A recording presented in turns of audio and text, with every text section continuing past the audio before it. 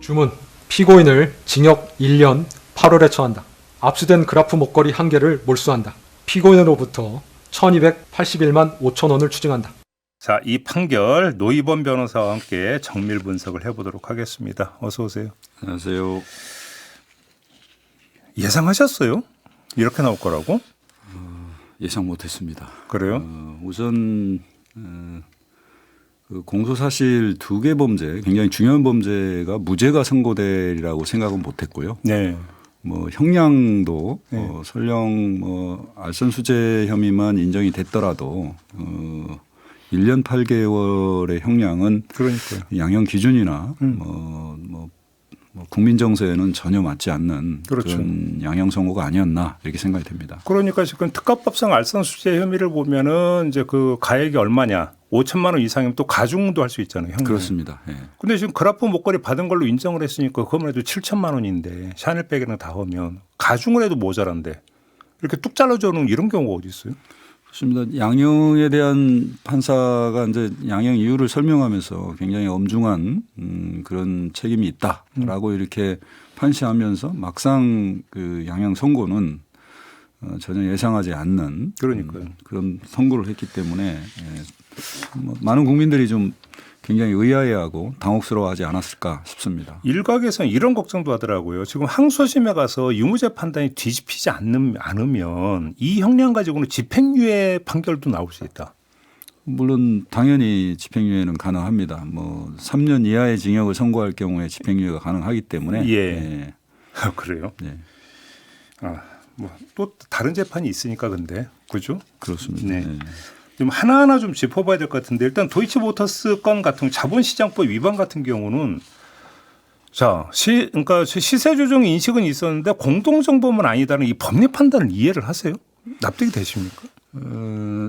우선 뭐 재판부가 방조범 여부에 대한 판단은 뭐 공소 제기가 되지 않기 때문에 이제 그건 변론으로 한다, 판단하지 않겠다라고 하면서 예. 이제 공동 정범에 대해서는 이제 인식은 있었지만 실행을 분담하거나 한 것은 아닌 것 같다라고 판단을 했거든요.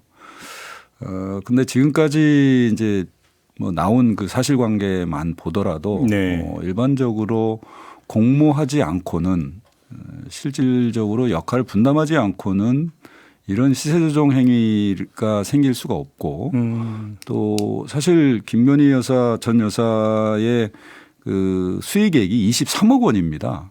이 도이치모터스 주가 조작과 관련해서 1차와 2차로 이제 나눠져 있습니다만 그리고 통상적으로 뭐 주식을 위탁 매매를 한다고 하더라도 뭐 18만 주를 특정인에게 이렇게 다 넘겨주고 그 사람들이 일관해서 매매할 수 있도록 해준다는 것 그리고 나중에 그거를 정산한다는 것 그리고 다시 되사고 다시 되팔고 이걸 수시로 연락하면서 한다는 것은 공모관계가 아니면 사실상 불가능한 거죠. 그러니까요. 예.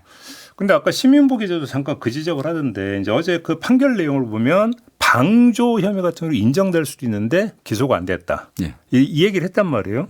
그런데 한덕수 전 총리 재판부 같은 경우는 특검이 내란 우두머리 방조를 기소를 했는데 그 재판 진행하다 공소장 변경을 요구를 해서 내란 주요 임무 종사를 추가를 했잖아요. 그러면 이 재판부도 왜 그걸 안 했느냐.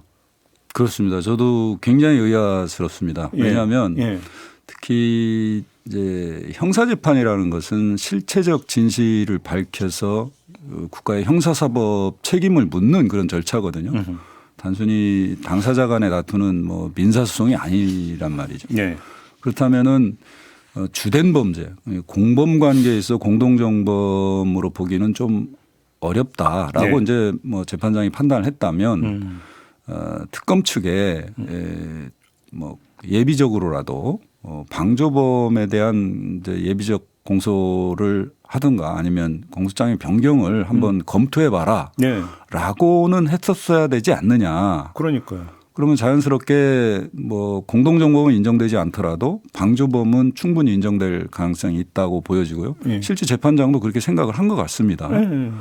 그런데 공소장 변경을 요구하지 않았다는 것, 검토 요구조차도 안 했다는 것은 좀 납득하기 어려운 것이 아닌가. 지금 생각 물론 특검은 왜 방조범에 대해서 예비적 공소를 안 했을까라고 저희가 생각을 해보면 특검 입장에서는 이건 방조범이 아니다. 예비적 공소라는 게 이것도 이제 혹시 걸릴 수 있으니까 같이 기소 내용에 포함을 시킨다 그렇죠. 이 얘기하는 거죠. 주의적으로는 1차적으로 같은 공범이다. 공범으로 처벌해 달라라고 이제 공소를 제기하면서 만약에 처음부터 공범이 아니라면 공동정범이 아니라면 방조는 했다.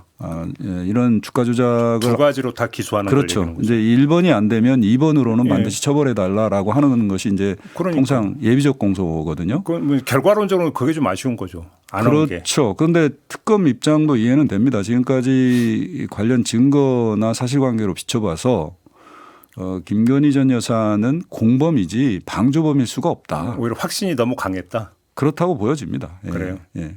이제 그 정도로 이거는 뭐 법리적 이게 다툼의 여지가 없다고 봤다라는 거잖아요. 특검은. 특검은 그렇게 본 것 같습니다. 근데 재판부는 전혀 다르게 지금 법리 적용을 해버린 거고. 그렇습니다. 예. 지금 그 법률가들은 이게 항소심 가면 이 법률 판단이 뒤집혀질 가능성이 충분히 있다 이런 뭐 얘기들을 좀 하는 것 같더라고요.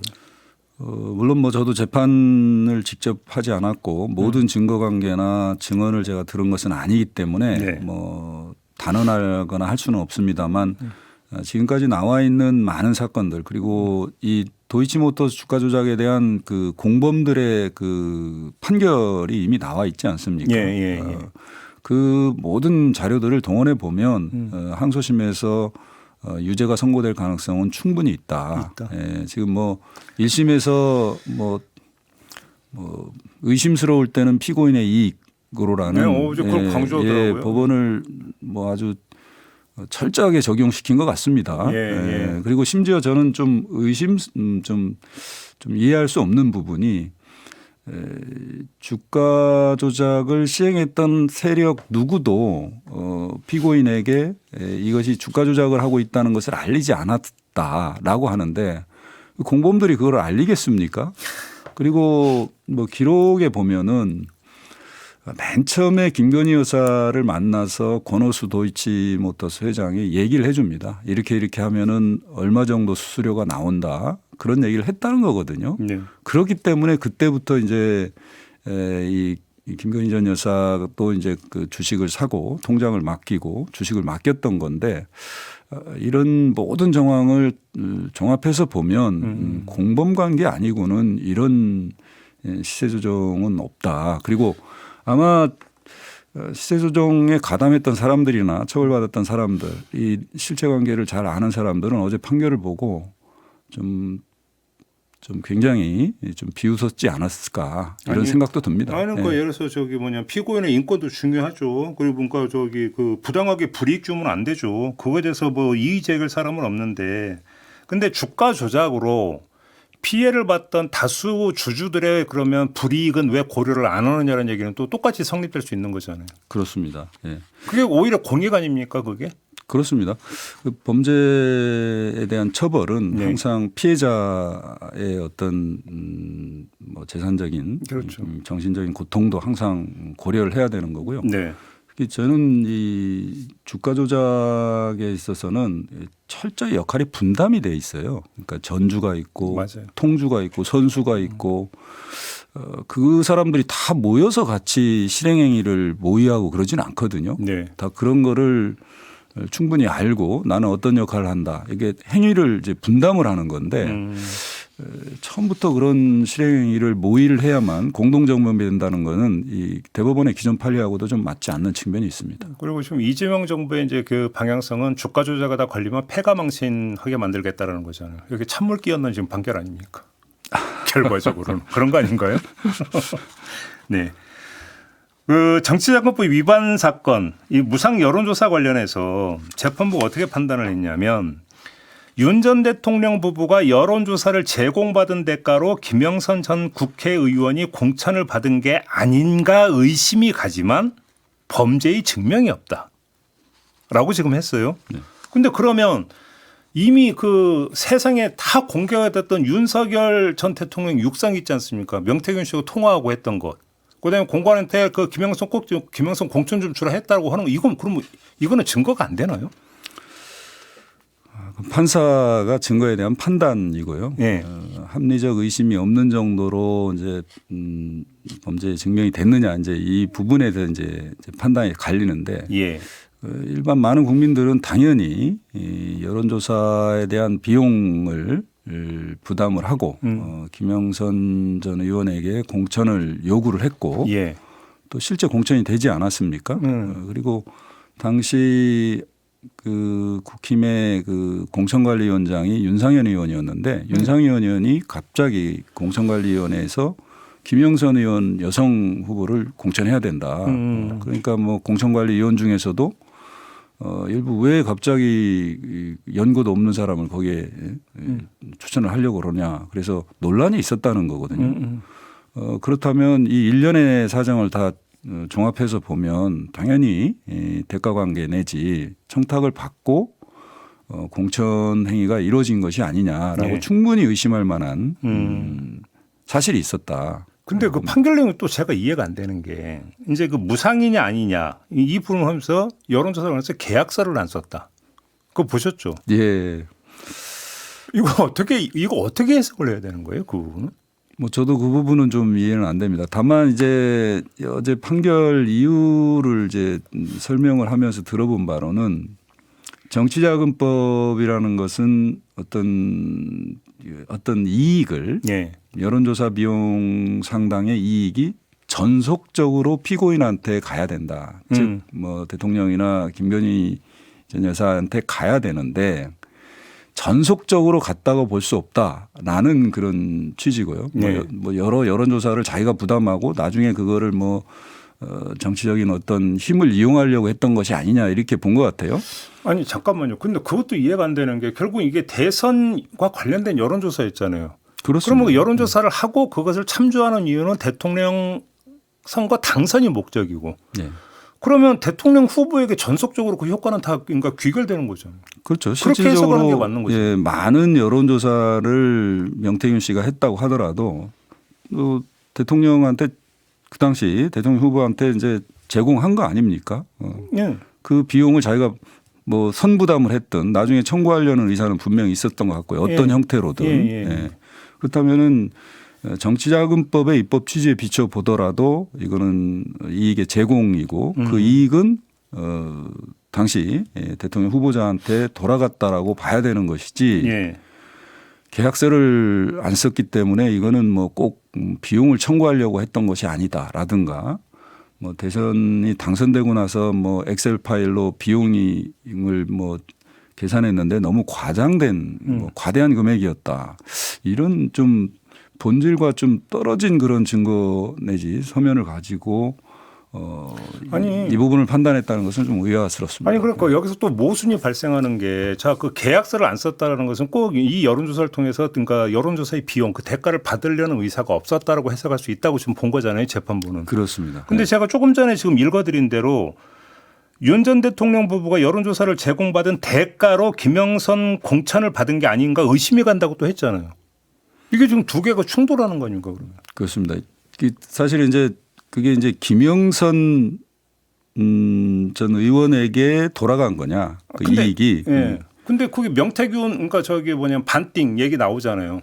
의원 세비한 반띵한데 이 얘기 나오잖아요. 예. 그럼 그 명태균 씨 귀속된다라는 지금 얘기로도 연결이 되니까. 아니 그러니까 예. 판결문 곳곳에서 뭔가 자꾸 충돌되는 부분이 발견이 되는 거 아닙니까? 그렇습니다. 이 판결이라는 게 이제 판결 이유를 쓰면서 결론을 내릴 때까지 좀 수미일관하게 논리적으로 설득이 돼줘야 되는데 네. 이번 판결은 이게 수미일관하지가 않은 거죠. 상호 충돌하고 뭔가 선뜻 납득이 안 되는 그런 네. 부분이 너무 많았습니다. 그러니까요. 그 알선 수재 부분 일단 이걸 하나 여쭤보고 싶은데 알선 수재를 하면 준 쪽이 있고 받은 쪽이 있잖아요. 그렇습니다. 보통 통상 어느 쪽이 더 이제 그 처벌 형량이 높습니까? 주로 받은 쪽이 더 높죠. 받은 쪽이 좀 더 높습니까? 뭐 뇌물죄라는 게 사실은 공무원의 청렴성과 연결성, 그다음에 직무의 공정성 때문에 뇌물죄 보호법익이 그렇습니다. 그렇기 때문에 뇌물을 받은 공무원이 죄책이 가장 무겁다고 보는 거고요. 뭐 공무원에게 어떤 부탁하고 대가 제공하고자 하는 거는 일반인들이 뭐 많이 그런 유혹을 느끼기 때문에 그 공여자나 약속을 한 사람보다는 예. 요구를 하거나 네. 실제 수령을 한 사람이 이 죄책이 훨씬 무겁습니다. 제가 이걸 여쭤본 이유가 뭐냐면 윤영호 전 세계본부장인데 어제 이제 그 판결 도는데 징역 1년 2개월이었어요. 근데 윤영호 전 본부장의 혐의는 김건희 씨에게 금품 제공한 혐의도 있고 권성동 의원에게 1억 준 혐의도 있는데 그러니까 준 규모는 김건희 씨 받은 것보다 더 많잖아요. 근데 형량이 낮아가지고 이게 어떻게 이해되나 해서 한번 여쭤봤던 건데 그렇게 이해를 하면 되는 거다. 그거는. 그렇습니다. 그러면 결국은 알선수재 혐의에 대한 판결 내용에 있어서는 일단 좀 그 주목해야 되는 것은 형량의 적정성 이 문제로 봐야 되는 겁니까? 일단 우선 그렇게 봐야 될 것 같고요. 예. 특히 이제 권성동 의원한테 이제 2년 정도 선고된 부분에 대해서는 아마 이제 뭐 논란이 있던데 제가 보기에는 국회의원이라는 신분입니다. 그것 때문에 예, 헌법 46조에 보면은 국회의원의 청렴 의무를 이제 강조하고 있고 네네네. 국가 이익을 우선해서 양심에 따라 이제 직무를 수행해야 된다라는 규정이 있기 때문에 예. 그 점에서 이제 그런 부정한 청탁에 대한 대가를 받는 것 자체가 굉장히 엄중하게 책임을 물어야 된다는 겁니다. 아니 근데 그렇게 따지면 또 모순이 발생하는 게 영부인은 이런 위치다라고 그 판결문에 나와 있잖아요. 영부인이었잖아요. 그러면 국회의원과 영부인을 비교하면 저울에 올리면 어떻게 되는데요, 그러면? 그렇습니다. 뭐 재판장도 어제 양형 이유에서 분명히 그런 부분을 얘기했지 않습니까? 그러니까. 그것과 실제 선고된 양형 형량 사이에는 굉장히 균형이 안 맞고. 아니 그럼 최소한 그러면 맞추기라도 해야 될까요? 저기 4개월 차이니까 대충 맞춘 거다 혹시 이렇게 나올까요? 저도 그 점에 대해서는 좀 일반 공무원이 아니기 때문에 대통령의 영부인이라는 게 우리나라에서 뭐 비춰지는 어떤 그 힘의 어떤 강도 이런 걸 누구든지 다 이해할 수 있지 않습니까? 예. 근데 객관적으로요. 알선 수재 사건 되게 많았잖아요, 그동안. 그렇습니다. 통상적인 어떤 형량에 비교하면 어떻습니까? 사건이 뭐 다 케이스 바이 케이스지만 통상적으로 알선 수재는 굉장히 높게 나옵니다. 형량이? 한 3년 이상 선고되는 경우가 다반사고요. 받은 분도 그렇고.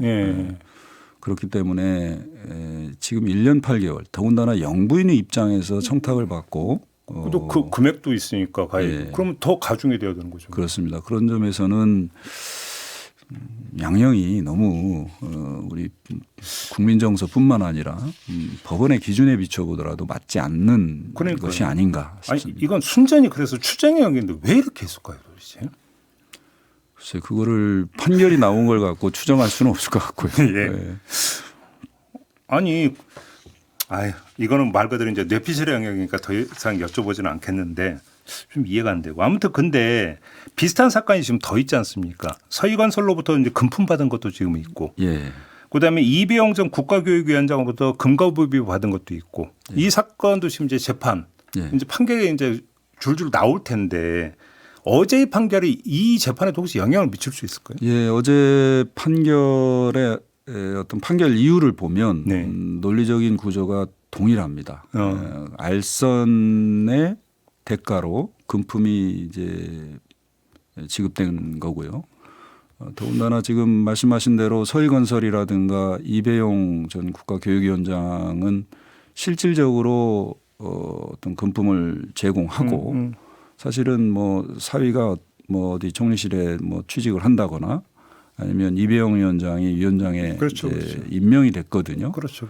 그 대가 관계가 더 뚜렷하기 때문에 그 부분에 대해서는 유죄가 선고될 가능성이 굉장히 높다고 보여지고 형량은 그거는 뭐 거기에 맞게 또 뭐 어제 재판장도 그런 설명을 했어요. 알선 수재에 있어서 뭐 실제 그 알선으로 인한 뭐 부정한 행위가 사후적으로 일어나는 거는 변론으로 한다. 알선 그 자체에 대한 금품 대가는로 처벌하는 것이다라고 했는데 지금 서희건설이나 이배용 전 국가교육위원장 같은 경우는 실제 그 알선 그다음에 금품 제공 그 이후에 어떤 행위까지 일어나지 않았습니까? 그거 보면은 죄책은 더 무겁게 봐야 되지 않느냐. 입증 정도가 더 이제 강할 수가 있으니까. 그렇습니다. 그래요.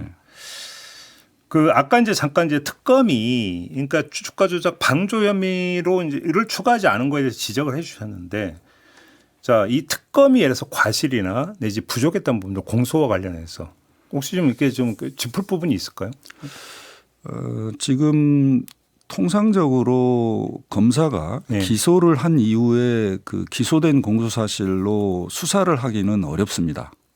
사실상 그걸로 이미 기소와 동시에 땡이다 수사는. 그렇죠. 물론 이제 보완적인 수사라든가 증인이 뭐 위증을 한다든가 그런 네. 걸로 인해서 이제 수사를 할 수는 있지만 더군다나 1심이 무죄가 선고된 이후에 예. 추가적인 보완 수사를 하는 것은 당사 대등주의나 피고인의 방어권 보장 차원에서는 좀 어렵다고 보여지고요. 다만 현재까지 나와 있는 수사 자료와 증거를 통해서 항소심에서 예. 공동정범에 대한 채책을 입증하기 위한 노력을 최선을 다하지 않을까. 그리고 1심에서도 1심 판결에서 나온 바와 같이 예비적으로 예. 이 주가 조작에 대한 방조범으로 이제 공소를 제기할 수는 있다. 공소장을. 예. 근데 그러면 권성동 의원에 대해서 뇌물죄가 아니라 정치자금법 위반 혐의로 기소를 했잖아요. 그건 어떻게 봐야 되는 겁니까? 제가 보기에는 우선 뇌물죄라고 보려면 당시 김건희 씨나 윤 전 대통령이 대통령이라는 어떤 공직에 있었어야 될 것 같거든요. 근데 당시에는 후보자였기 때문에 뭐 사전 수뢰 비슷하게 하기는 좀 어려웠었지 않나. 그 문제 때문에. 예, 그래서 공직선거법은 변론으로 하고 뇌물죄로 기소하기는 좀 어려웠던 측면이 있었던 것 같고요. 네. 오히려 특검 입장에서는 법적 논란이 있기 때문에 뭐 당선자가 뭐 공무원은 아니지 않느냐라고 했기 때문에 정치자금법으로 기소하는 것이 안전하다. 네. 유죄 선고를 받기에 그렇게 판단을 하고 진행을 했지 않을까 싶습니다. 아, 그래요. 좀 그러면 특검의 기소금이 약간 좀 너무 방어적이다 이렇게 봐야 되는 건가요? 글쎄요, 방어적이라기보다는 법리에 보다 좀 충실하게 했고 너무 안전하게 지금 갔던 것 같고 논쟁이 있는 혹시 부분은 그러면 좀 그게 뺀 이제 거 아닌가. 특검이 이제 판사 출신이라는 점도 작용을 했을까요, 그러면? 저는 뭐 그런 것까지 판단하기는 어렵고요. 특검이 판사 출신이지만 재판을 많이 해본 훌륭하신 분이고 또 그 특검 보들이 또 수사의 전문가들로 다 배치돼 있기 때문에 충분한 법리적 검토는 끝났다라고 봅니다. 아무튼 근데 무상 여론조사 같은 경우는 또 똑같은 혐의로 윤석열 전 대통령도 지금 기소가 되어 있는 건데 지금 어떤 영향을 미칠지 이것도 사실은 좀 파장이 있는 부분이고 아무튼 마지막으로 근데 어차피 항소심이 이제 전개가 되지 않겠습니까? 항소심 전망을 좀 해주시면 어떻게 보십니까? 뭐 쉽게 뭐 단정할 수는 없지만 최소한 그 이번에 1심에서 무죄 받은 공사실 범죄 뭐 도이치모터스 주가 조작과 이제 명태균 씨 정치자금법 위반은 유죄로 뒤바뀔 가능성은 충분히 있다. 예. 뭐 일단은 이 재판부가 아닌 다른 재판부에서 이제 판단을 할 거고요. 네. 특검 입장에서도 지금 1심에서 무죄를 받았기 때문에 거기에 대한 철저한 반박 그리고 준비를 해서 입증을 하려고 최대한 노력을 하지 않을까 싶습니다. 알선수의 형량 같은 경우도 항소심에서 오히려 형량이 높아지는 경우도 있기는. 당연합니다. 그죠. 예. 그리고 어차피 이제 검사도 항소를 하기 때문에요. 그렇죠. 지금 무죄 받은 부분만 항소하는 것이 아니고 양형도 양형에 대해서도 부당하다라고 이제 항소를 당연히 할 것으로 예상이 되기 때문에 그렇죠. 항소심 재판부에서는 1심 선고 형량에 전혀 구애를 받지 않습니다. 알겠습니다. 오늘 말씀 여기까지 드려야 될 것 같습니다. 고맙습니다, 변호사님. 감사합니다. 네, 노희본 변호사와 함께했습니다.